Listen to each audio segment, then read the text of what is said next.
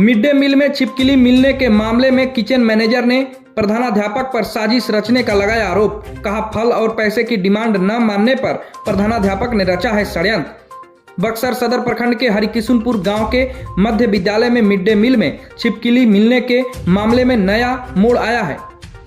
भोजन उपलब्ध कराने वाली संस्था उज्जवल सवेरा समिति के किचन मैनेजर मनोज कुमार ने इस पूरी घटना को एक सोची समझी साजिश बताया है। उन्होंने कहा कि विद्यालय के प्रधानाध्यापक लगातार उनसे फलों की संख्या से अधिक वितरण और पैसों की मांग कर रहे थे। जब उनकी मांगें पूरी नहीं की गई तो यह साजिश रची गई और भोजन में जानबूझकर छिपकली दिखा दी गई।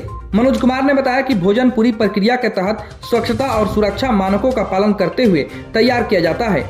रसोई में पहले सभी सब्जियां धोकर काटी जाती है, फिर तयशुदा मेनू के अनुसार भोजन पकाया जाता है।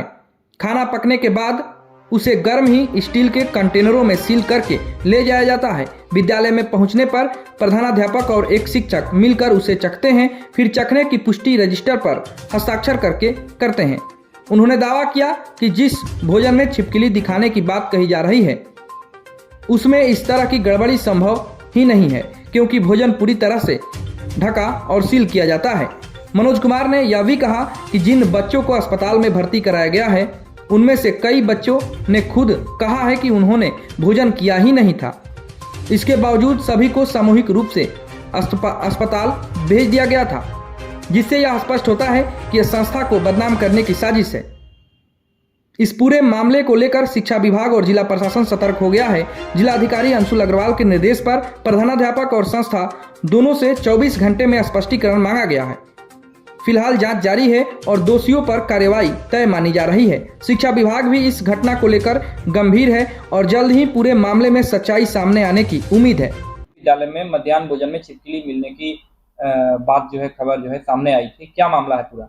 देखिए सर, हम लोग 3 प्रखंड में हमारी किचन है, 4 प्रखंड में हम लोग एमडीएम सप्लाई कराते हैं और हम लोग पूर्ण तरीके से सुरक्षित और साफ सफाई को ध्यान में रखते हुए एमडीएम बनवाते हैं। जैसे क्या आपको निगरानी के लिए बता दूं सर, अब आज आलू चने का सब्जी था, तो जैसे हम स्टीम पहले चने को ऑयल कर लेते हैं सर, पहले 2 से 3 बार उसको धोते हैं, उसके बाद फिर केटल में स्टीम करते हैं और हमारे यहाँ सर बॉयलर से खाना बनता है। चने को ऑयल करने के बाद में हम उसे उतारने के बाद 2 से 3 बार धो के केटल में गिरते हैं, फिर उसको 1 से 1.5 घंटा स्टीम होता है, उसके बाद उसको उतारते हैं। दूसरी बात सर, आलू शाम में हम लोग जब आलू छोलते हैं, छोलने के उपरांत हम उसको 2 से 3 दिन बाद धोते हैं सर।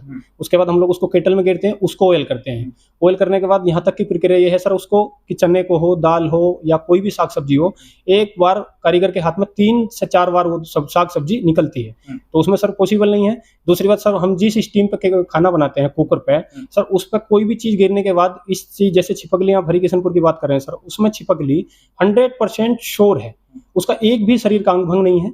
आप देखिए सर, उसके पैर के अलग से डाला गया है सर, उसका 100% विद्यालय की साजिश है। विद्यालय की साजिश सर ये है, उस विद्यालय की मैं मौखिक तौर पे 2 से 3 बार इन्फॉर्म जिले को किया था कि सर यहाँ एमडीएम दिया जाता है मुझे 50 से 60 बच्चों का और फल लिया जाता है 200 से 250 बच्चों का। तो वही सर, हर बार मेरा जब भी मेरा सुपरवाइजर और मेरा गाड़ी वहाँ खाना लेके पहुंचती थी तो उनका यही कहना था कि फल इनसे इनके द्वारा डिमांड किया जाता है 250 बच्चों का और एमडीएम की उपस्थिति दी जाती है 50 से 60 बच्चों की। तो हम इस महीने पिछली बार जब मेरा भुगतान हुआ था, उसी चीज को लेकर के मैं जिले को बोला था, जिले मेरे को स्पष्ट किया था कि जितने बच्चे एमडीएम खाएंगे आप उतने बच्चों को फल दीजिएगा, क्योंकि ये नियम के विरुद्ध है कि आप एमडीएम आधा बच्चा खाएगा और फल सब बच्चा खाएगा। तो मैं इस बार यही प्रक्रिया कहता कि आप जितने बच्चे आपका एमडीएम खाएगा हम उतना फल देंगे। तो उसी के उपरांत ये सब हुआ है सर। कोई बच्चा किसी तरीके का फूड पॉइजनिंग नहीं है, किसी बच्चे को कोई दिक्कत नहीं है। मैं खुद स्वयं विद्यालय में 9 बजे पहुंचा था। जैसे मुझे इस चीज की घटना का पता लगा, मैं तुरंत वहां पहुंचा। किसी बच्चे ने कोई खाना नहीं खाया था। 4 से 5 बच्चों ने के प्लेट में वो खाना था। जिस बच्चे की प्लेट में खाना था वो सर ऊपर से रखी हुई छपकली थी।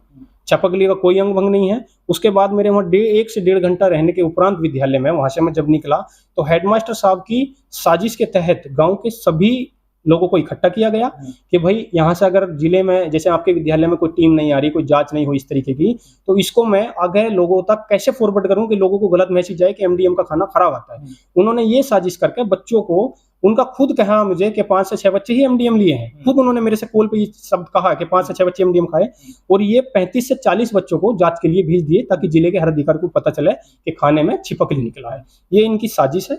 बाकी मेरे तरफ से 3 प्लांट में आज तक कभी कोई इस तरीके की लापरवाही हम लोग नहीं करते हैं। चावल हमारा होलर मशीन से सफाई होता है, हमारे पास 2 होलर मशीन है।